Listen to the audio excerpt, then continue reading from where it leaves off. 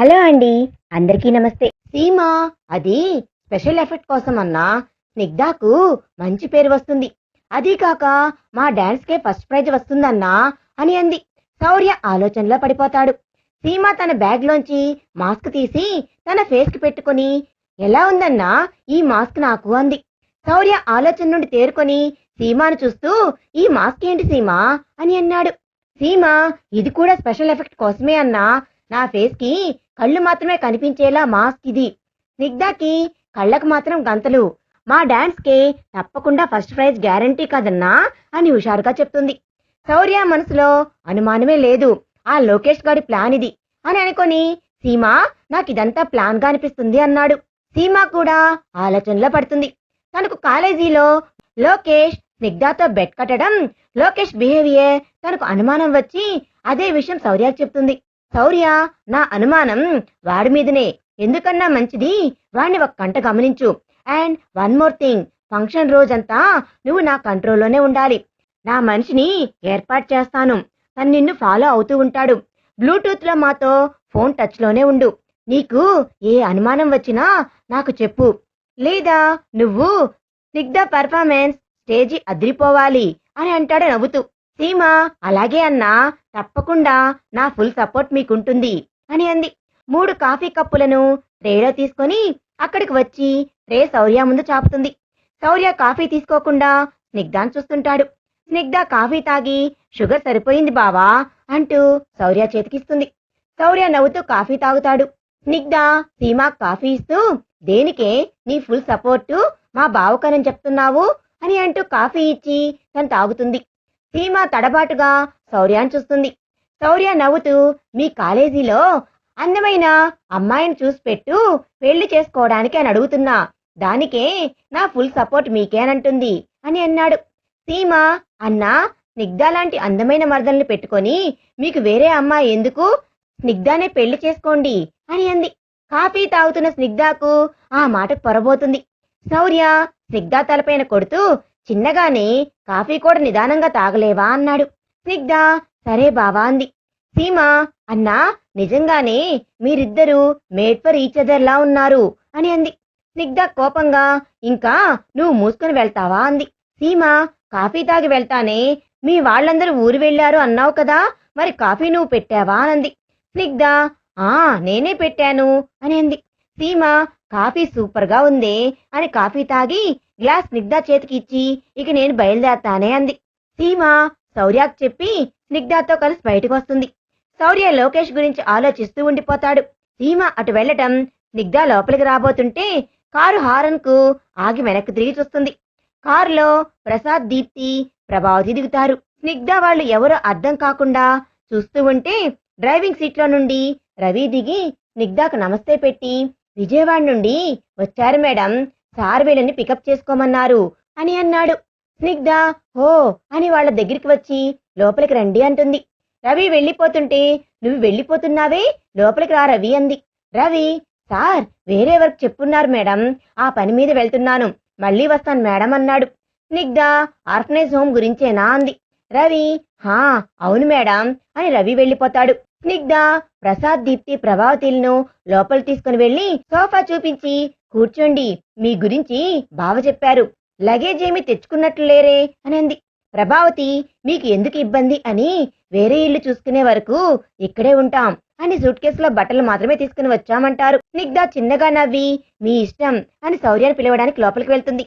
దీప్తి చుట్టూ చూస్తూ సంబరంగా మమ్మీ నాకైతే ఇక్కడ బాగా నచ్చింది, సూపర్ గా ఉంది, నాకు ఇక్కడే ఉండాలనిపిస్తుంది మమ్మీ అనంది. స్నిగ్ధ శౌర్య హాల్లోకి వస్తూ దీప్తి మాటలు వింటారు.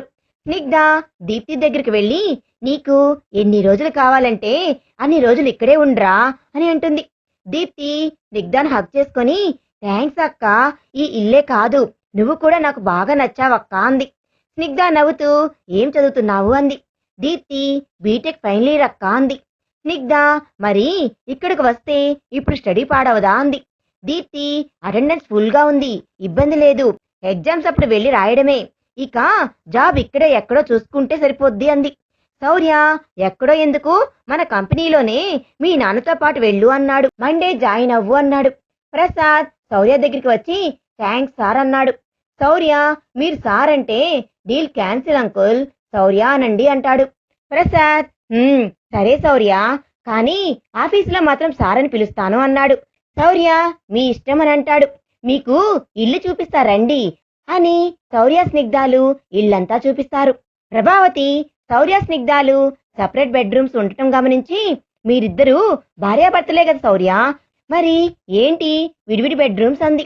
శౌర్య ఇబ్బందిగా స్నిగ్ధ వైపు చూస్తాడు. స్నిగ్ధ, అలా ఏం లేదండి, ఫస్ట్ బావ వచ్చి తన బెడ్రూమ్లో తన బట్టలన్నీ సర్దేశాడు. అది నాకు తెలియక బావలేనప్పుడు నేను బెడ్రూమ్ చూసుకొని అంతా సర్దేసుకున్నాను. తర్వాత బావ అది కాదు మన బెడ్రూమ్ ఇది అని చెప్పాడు. ఇక సర్దింది మళ్ళీ సర్దలేక అలానే వదిలేశాను. ఇప్పుడు మీ హెల్ప్ ఉంది కదా, సర్దేస్తాములే అంది. శౌర్య రిలీఫ్ గా స్నిగ్ధ వైపు చూస్తాడు. స్నిగ్ధ స్మైల్ ఇస్తుంది. స్నిగ్ధ అందరికీ కాఫీ ఇచ్చి మీరు వెళ్ళి ఫ్రెష్ అవ్వండి, ప్రయాణం చేసి అలసిపోయారు అంటుంది. ప్రసాద్, ప్రభావతీలు తమ రూమ్ కి వెళ్తారు ఫ్రెష్ అవ్వడానికి. దీప్తి వెళ్ళకపోయేసరికి స్నిగ్ధ, నువ్వు వెళ్ళి ఫ్రెష్ అవ్వు దీప్తి అంది.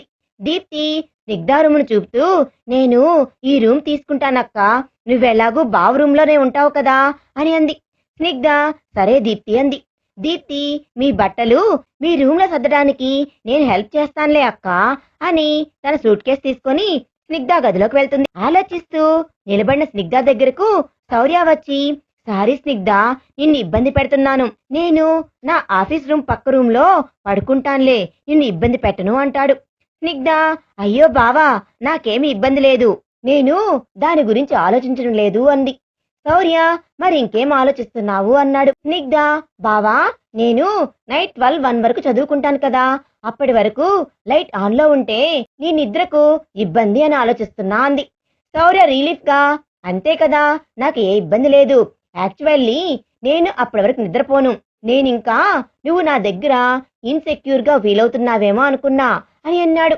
స్నిగ్ధకు తల మీద రిమోట్ విసిరినప్పుడు ఆ మాట అన్నది గుర్తుకు వచ్చి, సారీ బావా, అప్పుడు నువ్వు కోపం తగ్గించుకుంటావని అలా అన్నాను, అంతే, నిజానికి నాకు నీ దగ్గర సెక్యూరిటీ లేదంటే ప్రపంచంలో ఇంకెక్కడా నాకు సెక్యూరిటీ ఉండదు బావా అంది.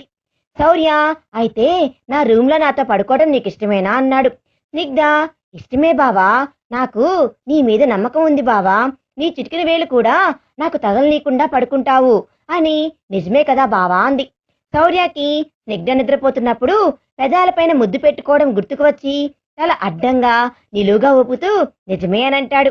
స్నిగ్ధ శౌర్య బుగ్గలు లాగి, నువ్వు గుడ్ టైగరు బావా అని అంటుంది. శౌర్య ఇబ్బందిగా నవ్వుతాడు. నైట్ అందరూ కలిసి డిన్నర్ చేస్తూ ఉంటారు. బుజ్జమ్మ వడ్డిస్తూ ఉంటుంది. ప్రభావతి బుజ్జమ్మతో, వంటలు చేసింది మీరేనా, చాలా బాగున్నాయి, రేపటి నుంచి మీకు నేను కూడా వంటలో హెల్ప్ చేస్తానులే అంది. బుజ్జమ్మ, పర్వాలేదులేమ్మా అంది. అందరూ కబుర్లు చెప్పుకుంటూ డిన్నర్ పూర్తి చేసుకుంటారు. శౌర్య తన గదిలో స్నిగ్ధ కోసం ఎదురు చూస్తూ ఫోన్లో స్నిగ్ధాన్ని చూస్తూ, నాకు చాలా సంతోషంగా ఉంది స్నిగ్ధ, నీగ్గా నువ్వు నా గదిలో అడుగు పెడుతుంటే ఇక నుండి రోజు నిన్ను చూస్తూ నిద్రపోవచ్చు, నిద్రలేస్తూనే నిన్ను చూడొచ్చు, కాకపోతే ఒకటే కష్టం, అది కష్టం కాదు, నరకం, నిన్ను ముట్టుకోకుండా ఉండడం మాత్రం చాలా కష్టమే, ఎంత నమ్మకమే నా మీద నీకు, నీ నమ్మకంతో నేను నీకు పెట్టే చిన్న ముద్దు కూడా ఇక పెట్టుకోన్లే, ఇంకా ఫోన్లో ఉన్న నీ ఫోటోకే నా ముద్దులు అని ఫోన్లో స్నిగ్ధ ఫోటోని ముద్దు పెట్టుకుంటాడు. అప్పుడే స్నిగ్ధ డోర్ తీసుకొని లోపలికి వస్తుంది. శౌర్య వెంటనే ఫోన్ ఆఫ్ చేస్తాడు. స్నిగ్ధ తన బుక్స్ టేబుల్ పై పెట్టి చదువుకోవడానికి కూర్చుంటుంది. శౌర్య, ఈ రోజు చాలా టైట్ గా ఉన్నావు, పడుకో స్నిగ్ధ, మార్నింగ్ లే చదువుకోవచ్చు అని అన్నాడు. స్నిగ్ధ కూడా టైట్ గా అనిపించడంతో సరే బావా అని వచ్చి శౌర్య పక్కనే పడుకొని గుడ్ నైట్ బావా అని పడుకుంటుంది. స్నిగ్ధ పడుకుందే కాని తనకు నిద్ర పట్టదు, ఆలోచిస్తూ ఉంటుంది. శౌర్య స్నిగ్ధాన్ని చూసి, ఏంటి స్నిగ్ధ, ఏం ఆలోచిస్తున్నావు అన్నాడు. స్నిగ్ధ, రేపు అక్క బర్త్డే బావా, ప్రతి పుట్టినరోజుకు ఫస్ట్ నేనే తనను విష్ చేస్తాను, ఇప్పుడు తను ఎక్కడ ఉందో కూడా తెలియదు, అదే చాలా బాధగా ఉంది అంది. శౌర్య, స్నేహాని 12 గంటలకు విష్ చెయ్యాలి అంతే కదా, చేద్దామని అంటాడు. స్నిగ్ధ షాక్ అవుతూ శౌర్యాన్ని చూస్తూ, అక్క ఎక్కడ ఉందో నీకు తెలుసా బావా అని అడిగింది. శౌర్య, తెలుసు స్నిగ్ధ, మొన్న విజయవాడ వెళ్ళినప్పుడు అక్కడ వసంత్ కంపెనీలో సాయి కనిపించాడు, అక్కడే వర్క్ చేస్తున్నాడు అని అన్నాడు. శౌర్య స్నిగ్ధ వైపు తిరిగి, అక్కను కలిసావా బావా, ఎలా ఉంది, సాయిని పెళ్లి చేసుకుందా, ఇద్దరు హ్యాపీగా ఉన్నారా, ఉంటారులే, అక్కడ ఉండేది సాయి కదా, అక్కని బాగా చూసుకుంటాళ్లే అంది. శౌర్య వాళ్ళు పెళ్లి చేసుకోలేదు స్నిగ్ధ. స్నేహ ఉమెన్స్ హాస్టల్లో ఉంటుంది. మనం ఏమంటామో ఏమో అని ఇక్కడికి రావడానికి భయపడుతుంది. మనందరి అంగీకారం లేకుండా పెళ్లి చేసుకోను అనంది అని అన్నాడు. స్నిగ్ధ ఒక్క క్షణం మౌనంగా ఉండి తర్వాత కోపంగా లేచి కూర్చుంటూ, అక్కను కలిశానని నాకెందుకు చెప్పలేదు బావా? నేను కూడా హ్యాపీ అయ్యే విషయమే కదా బావా, అయినా చెప్పాలనిపించలేదా నాకు? లేక ఈ పిచ్చి మొహానికి ఎందుకులే చెప్పేది అనుకున్నావా అని కళ్ళ నీళ్లతో బాధగా అడుగుతుంది. శౌర్య కూడా స్నిగ్ధ పక్కన కూర్చుంటూ స్నిగ్ధ చిన్ పట్టుకొని పైకి లేపి స్నిగ్ధ కళ్ళల్లో నీళ్లు చూసి, నువ్వు నిజంగానే పిచ్చి మొక్కానివే, లేకపోతే నీకు నువ్వే ఏదేదో ఊహించుకొని కళ్ళనీళ్లు పెట్టుకుంటావా కోతి అని అంటూ తన కన్నీళ్లు తుడిచి, నేను విజయవాడ నుండి వచ్చేసరికి నువ్వు ఎలా ఉన్నావు? ఫుల్ ఫీవర్తో నన్ను కంగారు పెట్టేశావు. నీకు కొంచెం సెట్ అయ్యే లోపల ఆశ్రమం సమస్య ఒకటి మీద పడింది. దాని పనిలో పడిపోతుని నీకు చెప్పకూడదు అనుకుంటే ఇప్పుడు చెప్పాల్సిన అవసరం ఏంటి అని అన్నాడు. స్నిగ్ధ మూతి తిప్పుతూ, ఇప్పుడు కూడా నీగ్గా నువ్వు చెప్పలేదు బావా, నేను విషస్ తెలుపలేకపోతున్నానని బాధపడుతుంటే బై మిస్టేక్ గా టంగ్ స్లిప్ అయిందిలే అని అంది. శౌర్య నవ్వుతూ, ఏంటి మన డైవర్స్ క్యాన్సిల్ చేసుకుందాం అనుకుంటున్నావా ఏంటి? పెళ్ళాం కోపడినట్లు కోపడుతున్నావు అన్నాడు. స్నిగ్ధ, ఏం లేదు, నేను మరదలు అనే హక్కుతోనే కోపడుతున్నాను అంది. శౌర్య, అవునా అంటూ స్నిగ్ధ దగ్గరికి రాబోతాడు. వార్ క్లాక్ 12 అయినట్లు గంట కొడుతుంది. శౌర్య దూరం జరుగుతూ మనసులో, వామ్మో, కాస్త ఉండుంటే హక్ చేసుకునేవాడినేమో, కాస్త కంట్రోల్లోనే ఉండాలి అని అనుకుంటూ స్నేహకి వీడియో కాల్ చేస్తాడు. సాయి ఫోన్ కోసం ఎదురు చూస్తున్న స్నేహ ఫోన్ రింగ్ రావడమే ఆశగా ఫోన్ తీసి, సాయి కాకపోవడంతో డల్ అయిన శౌర్య వీడియో కాల్ చేస్తుండటంతో హుషారుగా ఫోన్ లిఫ్ట్ చేసి శౌర్యాన్ని చూసి నవ్వుతూ, హాయ్ బావా అని అంటుంటే స్నిగ్ధ శౌర్య చేతిలో ఫోన్ లాక్కొని హ్యాపీ బర్త్డే అక్క అని అంటుంది. స్నేహ సంతోషంగా థ్యాంక్స్ స్నిగ్ధ అనంది. శౌర్య, ఏ కోతి, నేను విషస్ చెప్పకుండానే ఫోన్ లాక్కుంటావే నువ్వు అని స్నిగ్ధ చేతిలో ఫోన్ లాక్కొని హ్యాపీ బర్త్డే స్నిగ్ధ అన్నాడు. స్నేహ థ్యాంక్స్ బావా అంటుంది. వెంటనే స్నిగ్ధ, విషస్ చెప్పేశావుగా, ఇక ఇవ్వు ఫోను అని ఫోన్ లాక్కొని బాల్కనీలోకి వెళ్తుంది. స్నేహ నవ్వుతూ, ఏంటే బావ అంటే పూర్తిగా భయం పోయినట్లుంది, బావ నిన్ను బాగా చూసుకుంటున్నాడా అంది. స్నిగ్ధ సడన్ గా సైలెంట్ అవుతూ, బావా ఇంతకు ముందులాగా నన్ను కోపట్టం లేదక్క, కానీ అత్తయ్యకు నేనంటే ఇష్టం లేదు. ఎందుకు అక్క బావను పెళ్లి చేసుకోకుండా వెళ్ళిపోయావు? నీ వల్ల చూడు, బావకు అత్తకు నేనంటే ఇష్టం లేకపోయినా బావ పరువు కోసం నన్ను పెళ్లి చేసుకున్నాడు అని అంది. స్నేహ, అది కాదే, బావకు నువ్వంటే అని చెప్తుంటే శౌర్య వచ్చి స్నిగ్ధ చేతిలో ఫోన్ లాక్కొని, ఇప్పటికే చాలా లేట్ అయింది స్నేహ, నువ్వు వెళ్ళి పడుకో, గుడ్ నైట్ అని ఫోన్ కట్ చేస్తాడు. స్నిగ్ధ వైపు చూసి, పద లోపలికి అని తన చెయ్యి పట్టుకుని లోపలి తీసుకుని వెళ్తుంటాడు. స్నిగ్ధ, ఏంటి టైగర్, ఇన్ని రోజుల తర్వాత అక్కతో మాట్లాడుతుంటే లాక్కను వచ్చేశావు అంది. శౌర్య, రేపు తీరిగ్గా మాట్లాడుకుందువు, పద, టైం 1 గంట అవుతుంది అన్నాడు. ఇద్దరూ వెళ్లి పడుకుంటారు. స్నిగ్ధ పడుకుని శౌర్యాన్ని చూసి, థ్యాంక్స్ బావా, అక్కకి విషెస్ చెప్పాను, నాకు చాలా హ్యాపీ అని అంటుంది. శౌర్య నవ్వి, నువ్వు హ్యాపీ అవుతావని స్నేహకు వీడియో కాల్ చేసింది, నువ్వు హ్యాపీగా పడుకో, గుడ్ నైట్ అన్నాడు. గుడ్ నైట్ బావా అని స్నిగ్ధ కూడా పడుకుండిపోతుంది. స్నేహ సాయి ఫోన్ చేస్తాడని ఎదురు చూసి చూసి సాయి ఫోన్ చేయకపోవడంతో బాధగా నిద్రపోతుంది. మర్నాడు ఉదయం స్నేహ తన సూట్ కేసులోంచి కొత్త చీరను కవర్లోంచి తీసి భుజాన వేసుకొని వాష్రూమ్కి వెళ్లబోతుంటే తన రూమ్మేట్, హే, చీర సూపర్ గా ఉంది, నీ సెలక్షన్ సూపర్, మ్యాంగో కలర్ చీరకు చిలకల పెయింటింగ్ సూపర్ గా ఉంది అని అంటుంది. స్నేహ చిన్నగా నవ్వి సాయి తను షాపింగ్ తీసుకుని వెళ్ళింది గుర్తు చేసుకుంటుంది. షాపింగ్ లో తనకి ఏ చీర తీసుకోవాలో అర్థం కాకుండా చూస్తూ ఉంటే సాయి, ఏంటి స్నేహ, ఏ చీర నచ్చడం లేదా అని అన్నాడు. స్నేహ, అది కాదు సాయి, నాకు ఏ చీర తీసుకోవాలో అర్థం కావడం లేదు, అదే డ్రెస్ అయితే ఈ పాటికే ఒక 10 డ్రెస్లైనా సెలెక్ట్ చేసి ఉంటాను, కానీ నువ్వేమో ఫస్ట్ సాలరీ అడ్వాన్స్ ఇచ్చారు, శారీనే తీసుకో అంటున్నావు అని అంది. సాయి, సరే నేనే సెలెక్ట్ చేస్తానులే అని అక్కడ ఉన్న చీరల్లో తనకు నచ్చిన చీర తీసి తన భుజంపై వేసి, ఇది బాగుంది స్నేహ, ఈ చీరలో చిలకల మధ్య ఇంకో చిలకలా ఉంటావు అని అన్నాడు. స్నేహ నవ్వుతూ, ఇదే తీసివ్వు అంటుంది. అది తలుచుకుంటూ నవ్వుతున్న స్నేహను రూమ్మేట్ కుదుపుతూ, ఏంటే నీలో నువ్వే నవ్వుకుంటున్నావు అని అంది. స్నేహ తేరుకొని నవ్వుతూ ఏం లేదులే అని స్నానానికి వాష్రూమ్కి వెళ్ళిపోతుంది. స్నేహ రెడీ అయ్యి కిందకు వచ్చేసరికి సాయి తన కోసం వెయిట్ చేస్తూ కనబడతాడు. సాయి స్నేహాన్ని చూస్తూ వావ్, స్నేహానేనా, ఎంత అద్భుతంగా ఉంది ఈ చీరలో అని అనుకుంటూ రెప్పవాల్చడం మర్చి తను చూస్తూ ఉంటాడు.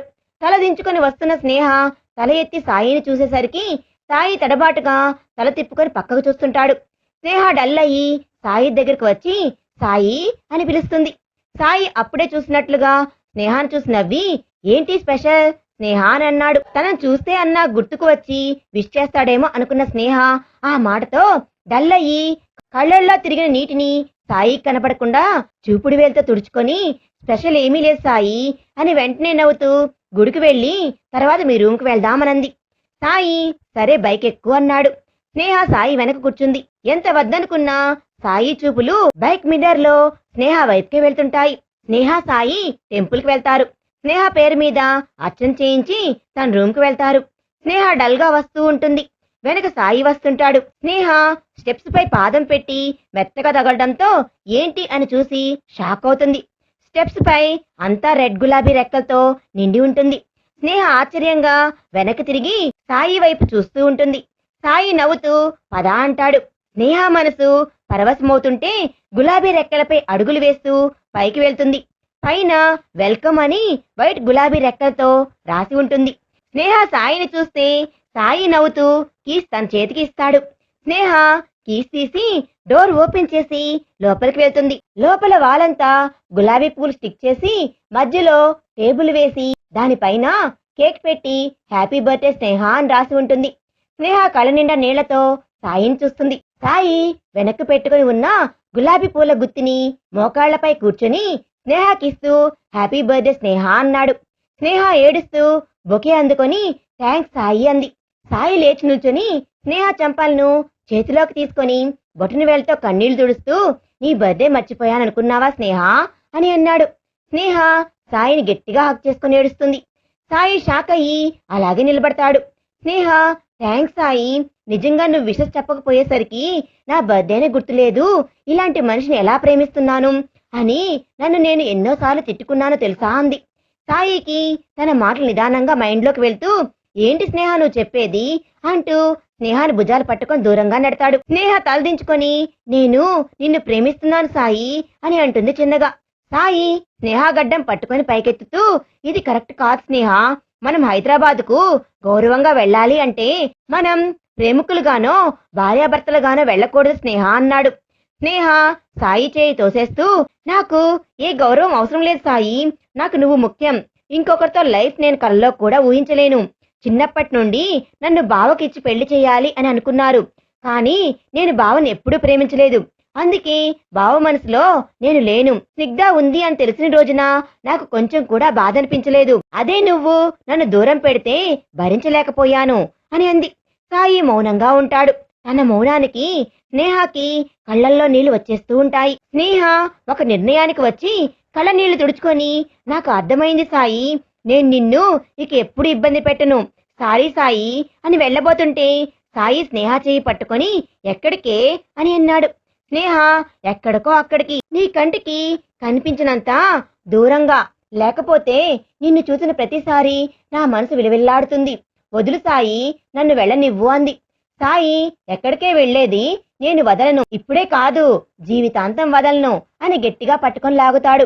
స్నేహ తన గుండెలపై వాలుతుంది. సాయి ఒక చెయ్యి తన చుట్టూ వేసి ఇంకో చేత్తో తన తలను పదిలంగా గుండెలు హత్తుకుంటూ నీ మనసులో నా మీద ఇంత ప్రేమ ఉంటే నేను నిన్ను ఎలా వదిలేస్తా అనుకున్నావే, ఇన్ని రోజులు నీ సంతోషం చాలు అనుకున్నానే, నన్ను పెళ్లి చేసుకుంటే జీవితాంతం నిన్ను నాతో లేచిపోయి వచ్చిన అమ్మాయిగానే లోకం చూస్తుంది అనుకున్నాను. అసలు నీ మీద అలాంటి ఆలోచన కూడా రావడానికి భయం వేసేది. నన్ను నమ్మి వచ్చిన నీకు నా వలన ఎటువంటి ఇబ్బంది రాకూడదు అనుకున్నాను. కానీ ఇప్పుడు నువ్వు నన్ను ఇంతగా ప్రేమిస్తున్నావని తెలిసి నా ఆలోచనలన్నీ మాయమైపోయాయి. నాకు కూడా నువ్వే ముఖ్యం, ఐ లవ్ యూ స్నేహ అని తలపై ముద్దు పెట్టుకుంటాడు. స్నేహ సంతోషంగా లవ్ యూ సాయి అంటూ తన చుట్టూ చేతులు వేసి పట్టుకుంటుంది. కాసేపటికి సాయి కేక్ కట్ చేసి స్నేహ అని టేబుల్ దగ్గర తీసుకుని వచ్చి తన చేతికి చాకిచ్చి క్యాండిల్స్ వెలిగిస్తాడు. స్నేహ క్యాండిల్ ఆర్పి కేక్ కట్ చేసి సాయికి తినిపిస్తుంది.